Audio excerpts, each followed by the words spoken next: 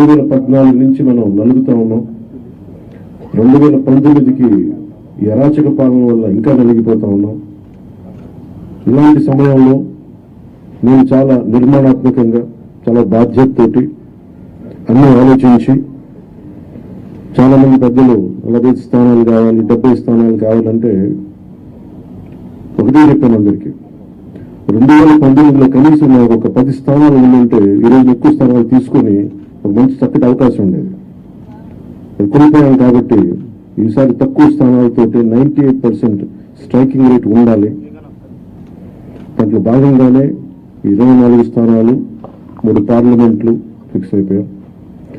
అలాగే 24 స్థానాలు కనిపిస్తున్నాయి, కానీ జనసేనకి మనం చూడాల్సింది 3 పార్లమెంట్లో ఇంకొక అదనంగా ఇంకొక 18 నుంచి 20 దాకా స్థానాలు అధికంగా యాడ్ అవుతాయి. సో దాదాపు ఒకలా చూస్తే జనసేన అందరూ అనుకున్నట్టుగా ఒక 40 స్థానాల్లో పోటీ చేస్తున్నట్టు లెక్క, 3 పార్లమెంట్తో కలుపుకొని. నేను కూడా ఈ అలయన్స్ బలంగా ఉండాలి, టీడీపీ జనసేన అలయన్స్ బలంగా ఉండాలి అంటే నేను కూడా ప్రత్యేకించి భారతీయ జనతా పార్టీని దృష్టిలో పెట్టుకొని కూడా నా సీట్లని కుదించుకోవడం జరిగింది. ఇది మన నాయకులందరికీ కూడా వ్యక్తి ప్రయోజనాలను పక్కన పెట్టి రాష్ట్ర ప్రయోజనాలని ముందుకు తీసుకెళ్దాం.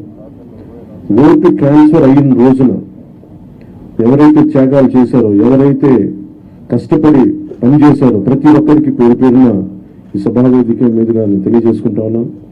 ప్రతి ఒక్కరికి మీ ప్రతిభతోటి, మీ సమర్థతతోటి, మీ అనుభవం ఎలా ఉందో దానికి తగ్గ ప్రతిఫలం ఉంటుంది. భవిష్యత్తులో పదవులు మన ప్రభుత్వం స్థాపించిన వెంటనే ఎలాంటి పదవులు మీ సమర్థతకి, మీ ప్రతిభకి తగ్గట్టుగా ఖచ్చితంగా మీకు అండగా ఉంటామని తెలియజేసుకుంటూ, ప్రతి జన సైనికులకి, ప్రతి వీర మహిళలకి, ప్రతి జనసేన మద్దతుదారులందరికీ కూడా మన ఓటు టీడీపీకి వెళ్ళటం ఎంత ముఖ్యమో, టీడీపీ ఓటు కూడా మనకు రావడం అంతే ముఖ్యం.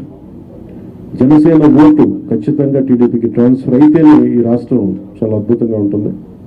ఎట్టి పరిస్థితుల్లో కూడా ఓటు ట్రాన్స్ఫర్ అనేది ఖచ్చితంగా జరగాలి.